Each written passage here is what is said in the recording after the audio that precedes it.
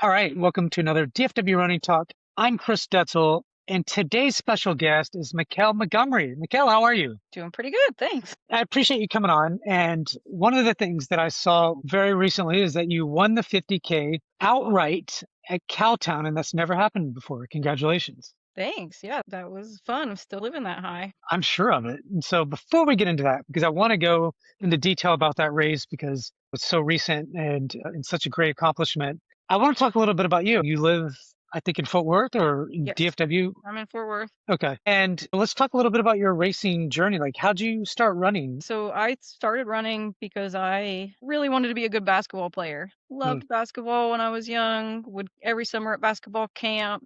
And I have this very core memory sitting in the car with my grandpa, dropping me off at basketball camp. He said it took more than just that. He said those runners, they ran every day. He told me that the basketball players ran 7 miles a day. No idea where he got that number. Told me that. 7 miles is a lot It's a for lot for basketball, for a basketball collegiate player. basketball player. And I was like, if basketball players run, I run. That's what I'm doing. And then we just before high school, we moved out into the country. I'm from Oklahoma, a small Hmm. town. We moved out about 4 miles from town. And I wanted to make the varsity team, but I couldn't drive.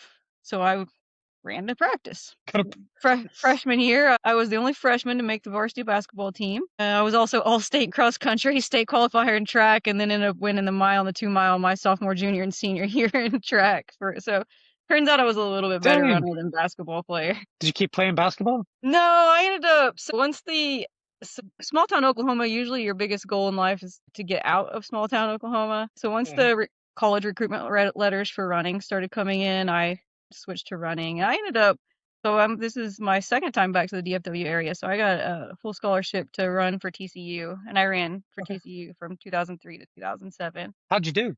I was awful. Just turns out Class A track in Oklahoma does not translate to Division One super Hmm. seamlessly. I just got my tail kicked for 3 years. We got a really solid coach my fourth year, turned around, and out of nowhere, I mean, I was the first TCU runner in program history to win a conference championship at the 10K at that distance. It's been Wow. done since then, but I was the first one to do distance conference champion. So it really turned around right at the end. Just think, coaches make a huge difference, doesn't it? Funny thing is, I can't even, his name, Eric Hines, he was in AU to their national championships, a good coach. But funniest thing is, TCU is historically a sprint school. I love telling this story. Came time for the 10K, been hot. Everybody was hungry. Coach loaded up the whole team to go back to the hotel. It's me, distance coach, a couple of my friends, my mom. I was seated like seventh. I ended up winning it. And Wow. my coach, distance coach, is on the phone. Sir, McKale just won the 10K. No, sir, I am not shitting you right now. That's my favorite collegiate running story. I love it. Do you remember the time that you ran? It was not particularly fast. That was their problem. They let it go like like a chess match, as happens Hmm. in conference championship races. And not always the fastest, but I'm a pretty good strategist. So they just played it to my liking. It ended up just being able to outkick in the end, which was great. It was not particularly fast. It was 35 high, 36 low. Okay. It's not bad. No, no, It's no, it pretty was fast. fine. It was a hot day, but Yeah. nothing to Yeah. I remind, mean, what nothing to write home weather's about. everything. All right. So you go to college and you do pretty well, especially at the end, mostly. You won. Yeah, at That's the pretty end. amazing. And what was next? Did you kept running or did you think, Yeah, so that's it. I've never stopped. I ended up going to Oklahoma State for a master's degree, yeah, and I had a season of indoor eligibility left. And coach saw me running fast around the lake, said, "Hey, you got any eligibility left? Come run." So I ran a season of indoor at Oklahoma State, nice. made a bunch of running friends, and as soon as that eligibility was over, I would train with the team and then go win 5 cases for like $100 here, Awesome. $200 there. And that was just my hustle, my side hustle through grad school. I ended up getting a PhD. I just ran for grocery money. It's a master's through PhD. You're actually paying to get grocery, or you're running to get grocery money. It's funny. Yeah, It's pretty, yeah, it's a vicious cycle, right? Eating more, but it was a fun way exactly. to do it. And you actually teach at TCU, right? Yeah, I'm back. I just moved back to Fort Worth it was December 2024. So I've been here just a little over a year again and back at TCU, Okay. back in my department I graduated from. And Nice. Nice. What do you do? What is your profession? So I'm a nutrition professor. Okay. Doesn't always tell the whole story. I teach like advanced metabolism, but my appointment's 50% teaching, 50% research. So I Hmm, also study nutrient gene interactions and chronic disease development and run a pretty active research lab as well. that's awesome. I was just curious, and that's a lot. It sounds There's like. a lot that happens. Yeah, keeps me really busy. All right. So you go to Oklahoma State as your master's, and then I got my you. master's, then I stayed and got my PhD. Okay. Favorite story of running in grad school was that my advisor told me if I really wanted to finish when I was supposed to finish, that I needed to stop running so much. So I ended up winning my first marathon the semester I graduated out of spite, I think. So Was that your first marathon to run? it was not my first marathon to run. It was maybe my third or fourth, but Okay. it was my first one to win. You always remember those first wins. So I'm curious. You've had a lot of history in running, and when you ran that first marathon, if you remember anything, how was your training? Look, you had a background of running, so it's not like you didn't know. Yeah, so I read that Meb Keflezighi did like a 10-day week cycle, 10-day running week cycle. I read this 10. about him. Whereas the long run was every 10 days instead of every Oh, okay. 7, to allow Yep. for recovery. So I followed that route. I ran quite a bit. I probably hit what was a lot for me back then, 80 miles or more, Yeah. and that's a lot for anybody, but I'm Mhm. crazy now. We'll get into And that in a minute. so I went to yeah, so crazy me wanted to qualify for the Olympic trials. This was back in 2011, so trying Hmm. to do 2012 trials. I wanted to qualify for the Olympic trials in my first ever marathon. Back then, the qualifying time was 2:46, Yeah. and in my first marathon, I ran 2:48, and I bet I walked 4 minutes. Dang. I went out so fast and I blew up so hard. I did a 2:48 the hard way. I went out in 1:19. No. Came back in a nice 1:29 or something like that. Did you ever run a half marathon before that? I had Okay. nothing that would indicate that I should be able to run 1:19 twice. I think I had a 1:18 PR. Okay. Yeah. Just I got mean, all it was in Chicago. My first marathon was Chicago. I okay. got into their American development because of my faster half marathon time. So I was just Yeah. this is my first time ever doing a big city race like that. Gun goes off and there are 40,000 people behind you. You just sprint. It's so interesting. You had a goal to hit a 2:46 marathon to Uh, be in the Olympic trials. You were so close. Like you were, if you think about that, you weren't you're only 2 minutes off. Were you devastated from that, or were you just, yeah, I'll do the next one? yeah, I think I was shell shocked. What just happened? I don't even know. I don't think I knew how to feel because everybody and they were right. 2:48 is a hell of a first marathon. Hell of a first. Um, Hell of a. I obviously had goals and didn't hit them. So a couple of my buddies, so Chicago Marathon's always what, first, second Sunday of October. Yeah. Came home next week, went for a run with a friend. She was like, Dallas is in 7 weeks, something like that. You're already in shape. So I came down to back Mm, when it was White Rock, yeah. just what it was like 8 weeks later, and tried again and ran 2:47. So I missed it from 2 minutes the first time, a minute the second time. It was pouring rain. It rained for 2 hours and 47 minutes. I don't remember anything after that. I just remember it rained the whole time. What year was that? That would have been 2011. Was it really cold too, like It was 30s? cold. It was Yeah. miserable. Yeah, I have a absolutely. twin brother that ran that one. Yeah. Ankle deep water. Just all I was worried about was getting frostbite at that point. Did you win it? So that was back when White Rock was really competitive and Oh, they had double dip prize money. So I was third overall, but I was first American.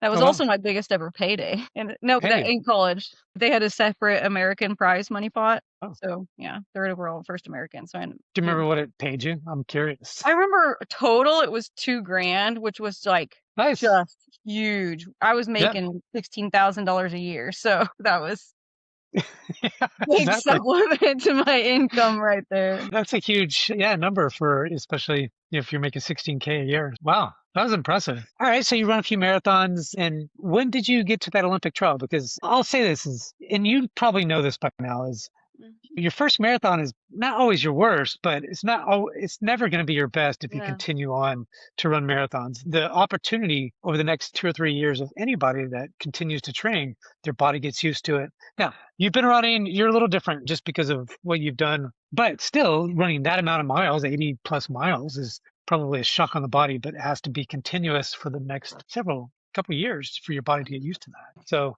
I'm interested. Yeah, so now here 4 years later, everybody and their dog wants to qualify for the 2016 trials. They raised the standard at that point to from 246 to 245 Hmm. that year, and I went to California International, CIM, Yep. and I ran 246.06. And then Dang.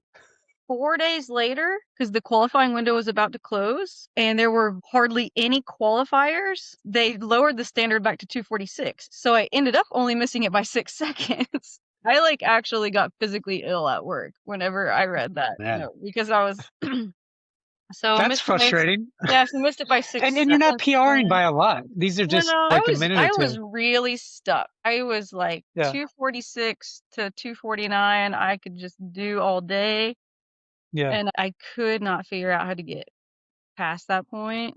Then comes, Did you ever decide to do something different? Like well, I training or mean, something? along the way, yeah, varied things along the way. Focus more on sprinting. Try to Hmm. focus on the 5K again. Do more social running. Whatever. I got married. I had a baby in 2018. Hmm.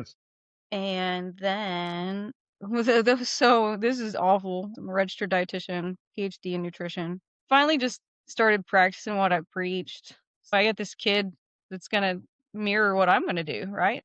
Yeah. Kids, they watching your every move. Anyway, so I ran when I was pregnant. I averaged 70 miles a week for the first 20 weeks. At I love it. 23 weeks, I was out for a run and my SI joint popped out of place. That was it. That was it till I delivered.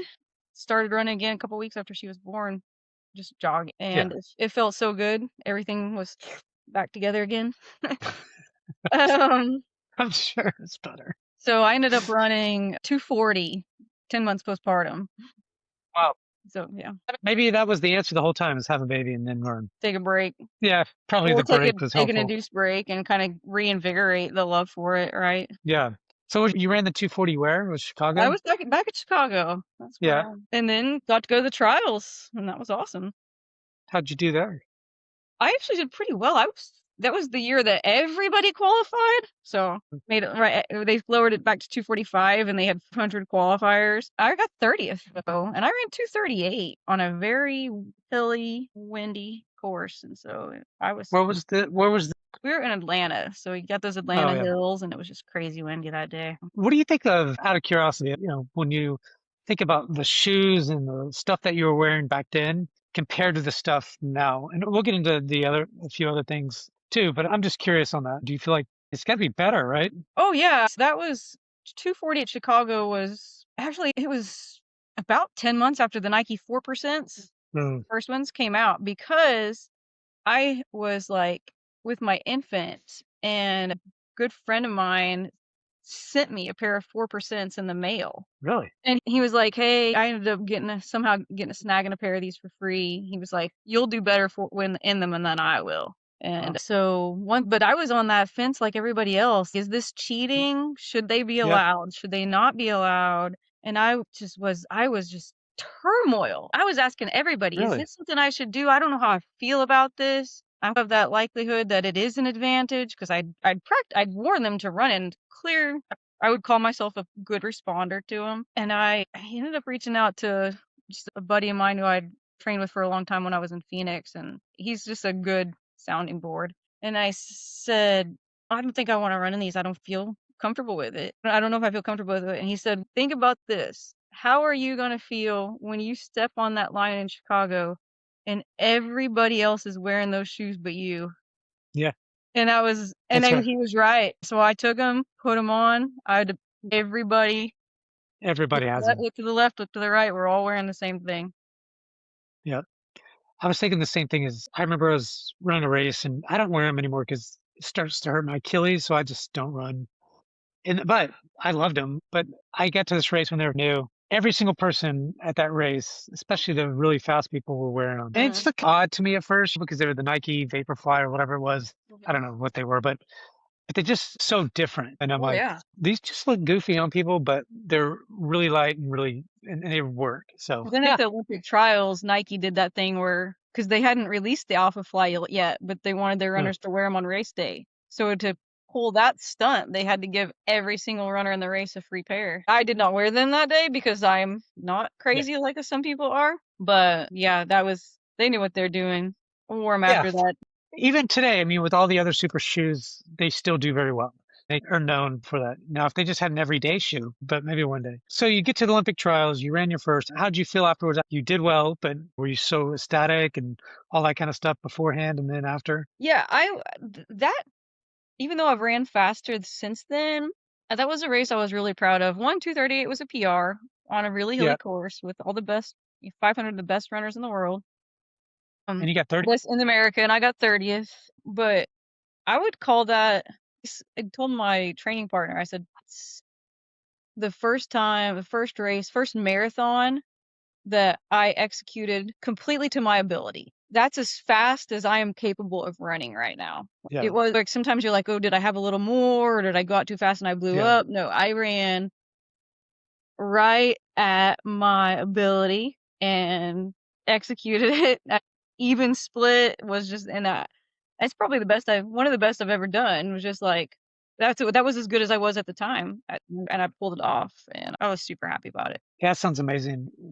I assume you saw some people that you knew or knew of, as Yeah, elite yeah, athletes and yeah. Like I said, 500. This is running the whole. I think it's world's small place. Take 500 women runners, and then so some I knew from Oklahoma, some I knew from Arizona, where I had done my postdoc.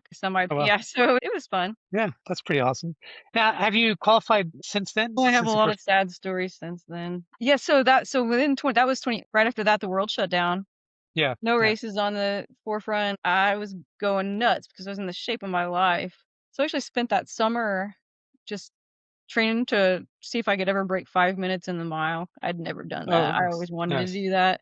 So I took the whole summer. So I say mile 1600 by the way, because I didn't know where the mile mark was. So I ended up I run 4:55 that Wow, summer in the 1600. And first marathon I did back after that, was my first time ever in a big race where I beat all the men and all the women. I ran 39 at Prairie Fire, set this wow, Kansas state record, and beat all the men in the race. that's amazing. So that was We're fun. going to talk about that one, another one like that in a minute. But And then I got in because of those fast times. I got into that race. I don't know if it was called the Marathon Project.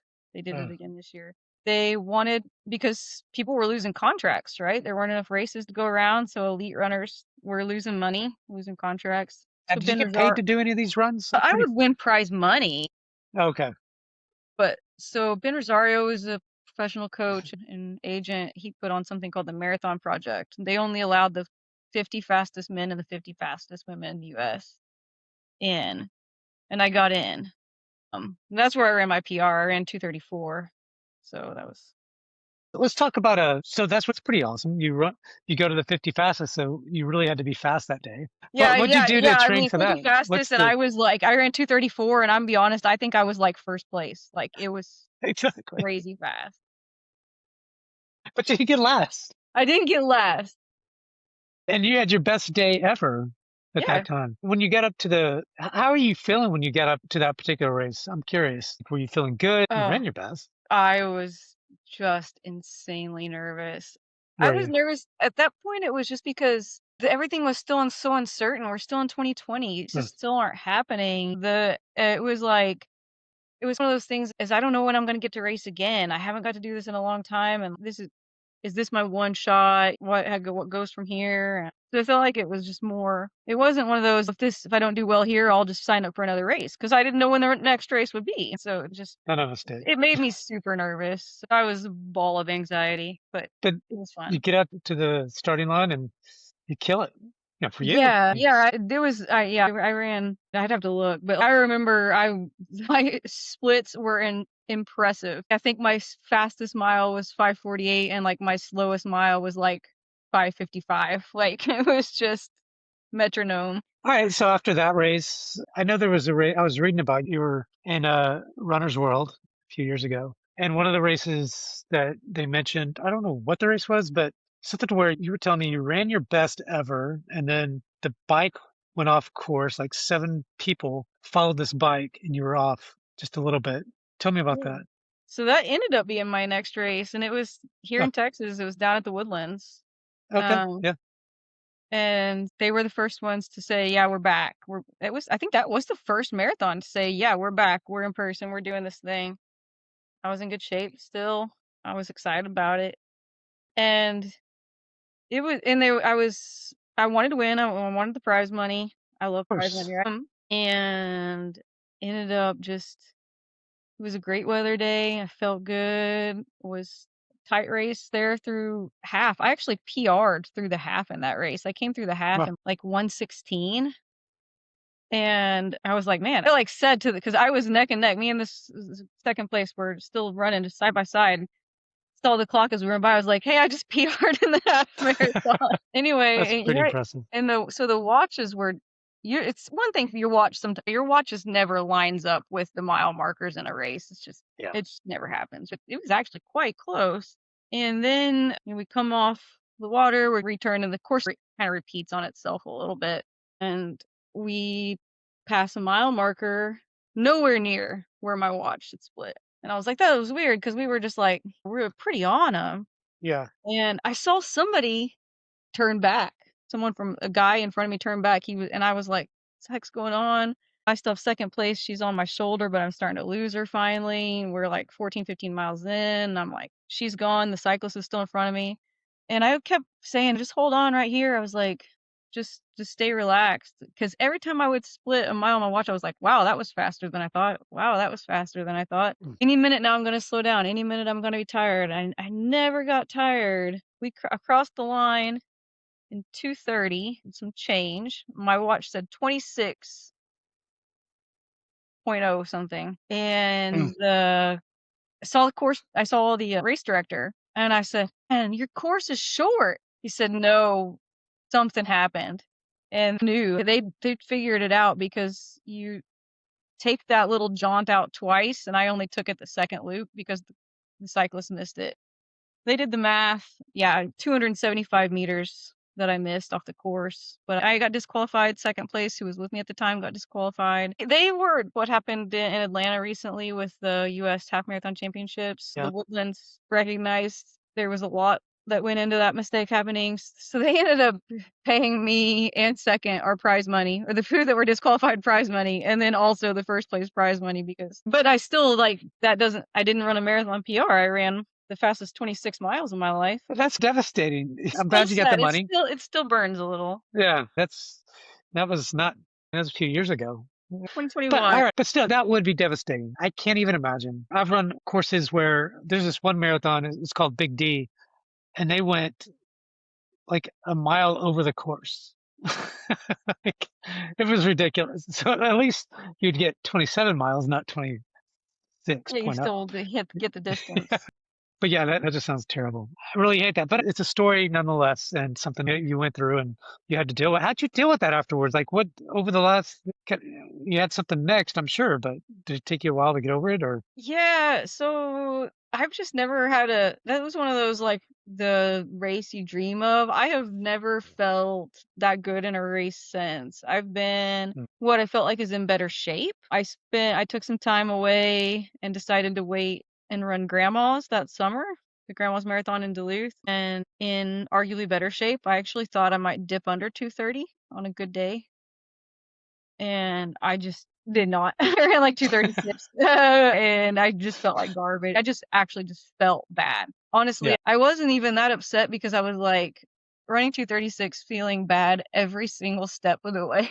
It was pretty good. that's the worst. It was just I never felt good, never got comfortable. It was like not even the first mile. So it was rough. And then I mean, it's still impressive. When you look back and understand what you're trying to do, and I guess that's the beauty and the beast of a marathon. You never know what you're going to do and how you're going to feel on that day, yeah. no matter your training. It's not like you go into these run a 2:36, which is amazing, and you're trained. You obviously Mhm. have some talent. Can't How, control the weather, can't control. There's all sorts of stuff, all the yeah, variables. yeah. You've run so many marathons now that you're like, what is your, as you look for, so was that your best time was the 2:34 was, Yes, that's my okay, official PR. official. Yeah. And then your best marathon was the Woodlands, but It yeah, doesn't even count. Wasn't even my best marathon. best 26 It's miles. That's 26 what I meant. miles. So as we fast forward, let's talk a little bit about Cowtown. But before we do, tell me a little about your training regime. You mentioned that you do a lot more than 80 miles today. What does that look like just as a training block, I would say? So I'll usually, like a standard training block for me is 10 to 12 weeks now. I just Okay. always have a base. I'm always running, whether I'm doing workouts or not. So I'm just running. I like running. What I do. For me, it's usually, I'll usually work out in my, usually do a workout every other long run. Some one Saturday it'll be a really hard push, another Saturday it'll just be the miles, and then another a midweek. So it's Okay. usually so it's only 1 to 2 workouts a week for me with lots of mileage. I always say that there's running, and I tell people this, and this is what I finally just got disciplined at as I got older and had kids and have a stressful job and have to just you just have to run a tight ship. You either do Yeah. it or you don't. You do it or you don't. There's 2 kids, full-time job. There's plenty of reasons not to, but for That's right. me, if I'm not running miles, if I'm not eating well, if I'm not sleeping well, and I'm not doing core workouts, I have to have all four of Yeah. them. I've ran so many marathons doing 3 out of 4 of those things. Any Huh. given 3, never in the same order, always randomly, and it never works out for me. I have to have all 4 of them. Has to, otherwise that's it. So I only do 1 to 2 workouts a week, prioritize sleep, Yeah. prioritize eating well, and It's such a busy life. Do you run with a community of people at all, or do you have time to do that? I Or is it wish. just, No, I don't. 5 days a week, I'm done by 7 a.m. Get the kids wake up and get them off to school. I have supportive kids, supportive husband, so they know that the weekend starts after mom gets back from her run. yeah. I start before they're awake, before they even wake up, just to so I can maximize time with them. But that's just it. Back in before I moved here, I had a training partner. Then he got a job, moved off, and since I've just finished with Cowtown, I had a woman runner, the actual female, the record holder, so fastest Cowtown K ever from 2016. She reached out and was like, "Hey, we should try to run together," and we ran together this Monday. So maybe I'll Is that, find people to run with. what's her name? Elizabeth Northern, Was it Liz? Yeah, Liz. Liz. Liz Northern. Yep. Yeah, she's run that race several times. So that's awesome. And I'm glad that she reached out. That's really cool. Yeah, yeah, I'm She's been glad on too.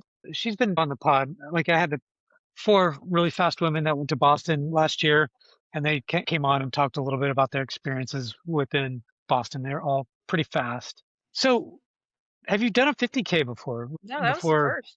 what made you decide to sign up for the Cowtown 50K? Ego, mostly. Tell me more about that. What do you mean? So since we've had a lot of haphazards happen since then, I was running really well. I ran, so then they lowered the Olympic trials qualifying time to 2:37, right?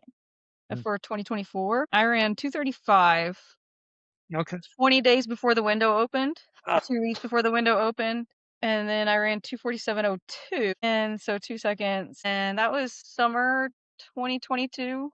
And September 2022, my right leg stopped working. Like, oh just well. lost the ability to control my right leg while I was running. And so doctors, physical therapists, different doctors, different physical therapists, MRIs, x-rays, nothing wrong. Tried to run, had signed up for races. I fall a lot. Anytime I try to run fast, I lose my balance. I'll tend to fall. I just missed racing. So last year, right after we moved here, I signed up for the full. And again, I know it sounds crazy, but you're talking about somebody who was just running 2:34s Yeah. whenever she I felt like it follow there her. for a while. And my legs still hadn't been working. I ended up running So you 2:57. never figured out what Well, was wrong well, with your leg? almost. We just Oh, now. So I ran okay. 2:57, but So got fourth. That was like the deepest Cowtown ever because 2:57 is usually at least second, but yeah. I got fourth. I won Cowtown in 2018, the full. Okay. Ran 2:53. So I was like, I figured I could dip under 3 hours, and I was like, that'll get me on the podium. And I got fourth. It hurt my feelings to be just totally blunt Guess so. about it. Yeah. Somebody that's used to winning and or running really Yeah. a And lot faster. so come finally after that, I ended up searching around, found a physical therapist here. She recommended a new sports doc. And so what was it, maybe November, just this past November 2025. So we're 3.5 years later. Finally, someone That's terrible. threw out the phrase that I had heard because I'm a huge Kara Goucher fan, which is we think it's runner's dystonia. And I was like, no, that can't be it because that's mental. And I don't have my mind's strong. I've always no can be a Oh, mental that's interesting. thing. If it was mental, I'd have figured it out. Was like, because I Yeah. again, ego. I have a pretty big ego. Scientist, right? My job is I'm a scientist. I run Yep. a I lot, get it. and I was like, no. And so they started physical therapy changed to treat it like it's runner's dystonia. Talked with the doctor, started studying it, and As a found scientist a would. found a case report that was published had just been published a couple months before of the first ever treated case. It was on an elite marathon runner in Japan, and printed the article, made a doctor's appointment, said, "Can we try this?" So that was January, maybe. That sounds about right. And she talked, and about this time I was like, if I can't run fast anymore, I can still run far. So I'm going to sign up for the 50K. And we started doing this experimental medication about the same time, and it has helped tremendously. I still really struggle with balance. I fell twice during this training block for Cal- down. Once on the treadmill, which like I was still honestly still had some bruises going into the race. Yeah, so honestly, I was just like, I'm That'd going be to the sign up worst, for a a race I think treadmill. I can win. That was it. I think I can run far. I was like, I know I can average under 7 minute pace all day. Yeah. That's not, I can maintain my balance at 7 minute pace. So I ran 90 to 100 miles a week. I ran 2 full marathons at 7 minute pace on the treadmill That sounds to terrible. maintain my balance because I wanted to win the ultra at Cowtown. But that's a crazy story. I wasn't expecting that. So I appreciate you sharing that. Been 'Cause a I know ride. others, well, I think others you never know, might be able to learn from something like that, right? Now, how are you feeling now? What's the medications helped a little bit? And Medications help. So it's an interesting one because it's not FDA approved for uh, runner's dystonia. The doctor was hesitant. There are only 48 diagnosed cases in the US, so it's hard to get a diagnosis like that and make it official. She wanted me to see a neurologist. It took me 6 months to get in. My appointment was 2 days ago. He said he agreed. He wanted me to try a different medication, one with potentially less side effects. okay, So I haven't started on that one yet because it also is not without side effects, and I'm nervous, so I'm waiting for spring break. Try it when I don't have to go to work, just in case. smart, smart. Let's talk about the race a little bit, the 50K. So when you get on the line, your goal was to win it, the women's anyways. So when you started out, what was that like? Was there a bunch of people in front of you or was, Yeah, so the runner's dystonia makes it really hard for me to start, really off balance. In fact, I'm pretty embarrassed by how I look when I start running. I'm used hmm, to being this fluid elite runner, and it looks like I laughed on that episode of Friends when Phoebe ran like a crazy person, but when that's you and you can't control it, it's less yeah, funny. of So course, the medication helps, so I don't look quite that bad anymore, but it's uh, still awkward because I'm just getting my balance. getting my balance together. And I was nervous about being on the start line because I didn't want to get ran over, and I don't want to get in anybody's way. Other people have Yeah, goals. It's not my business. So I tucked back and got right behind the 305 pacer. okay. I was like, I think I can start almost that fast, and that was my plan. So I was probably 20 seconds off the line or something. I started with the 305 pacer as well. I was doing the Yeah. half, but so I know him pretty well. Braden is the Oh, well, that's pacer. fine. I just was like, you know what? This seems like Yeah, a good group I to. probably won't. My goal was to come through the marathon in like 26 miles in 3 flat, and so I was like, I know I need to start out a little slower than that, so I just tucked in with the 305 group for a while. That's pretty awesome. And did you run about a 3 hour marathon, I at that ran time or? just under. I was just Okay. under. All right.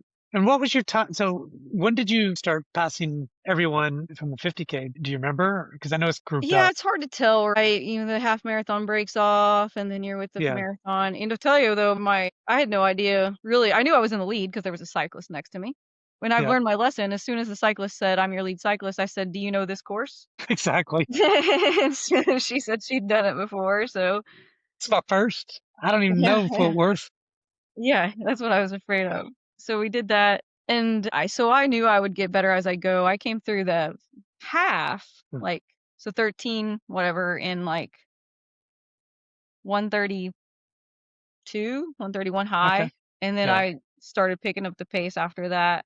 I've said this several times. I love being back in Fort Worth and having a local big race Yeah. because I'm not super steady. I do almost all my training either on the treadmill or the flats of the Trinity trails. And I was starting to get pretty fatigued 20 miles in, and I was like, crap, 10 miles to go, right?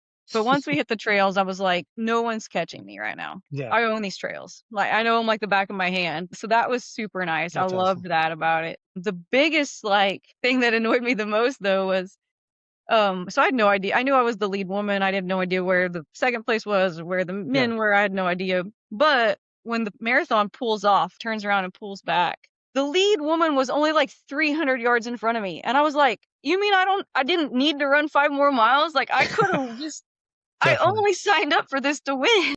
Would have You would have won the marathon. That's right. Could have just tried to I could have just done that. So I was like, "That stinks." I thought this year or in December with the Dallas Marathon, there's seemed a lot faster people that ran that particular marathon than this particular marathon this time in Cowtown. So it was interesting. You never know.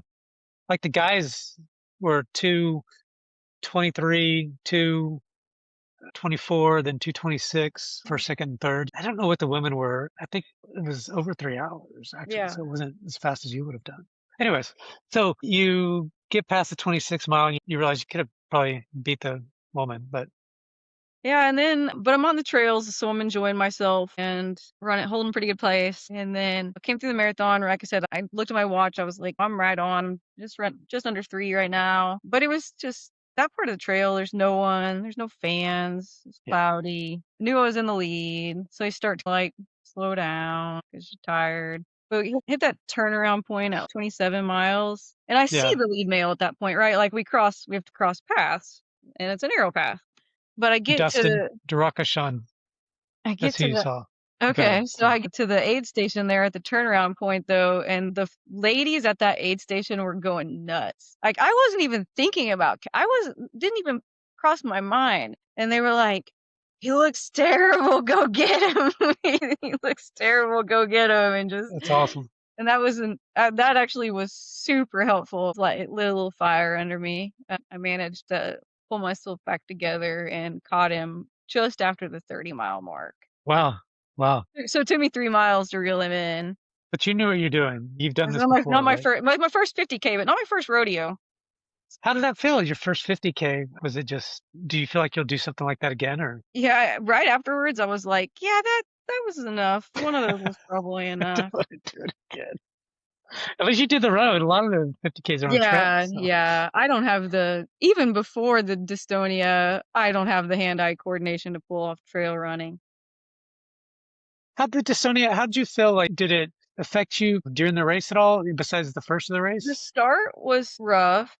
Okay.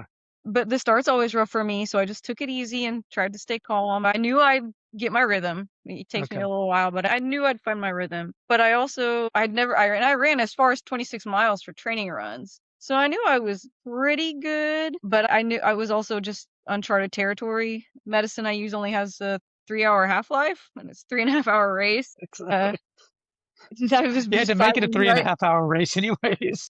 Fighting fighting the clock in more ways than one.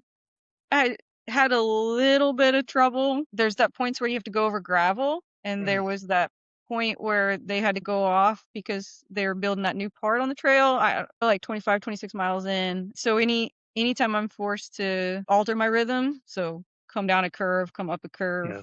hit the gravel. Those were tougher probably for me to navigate the most, but fortunately, I stayed on my feet. So that's something. That's congratulations on the outright win. That's Yeah. amazing.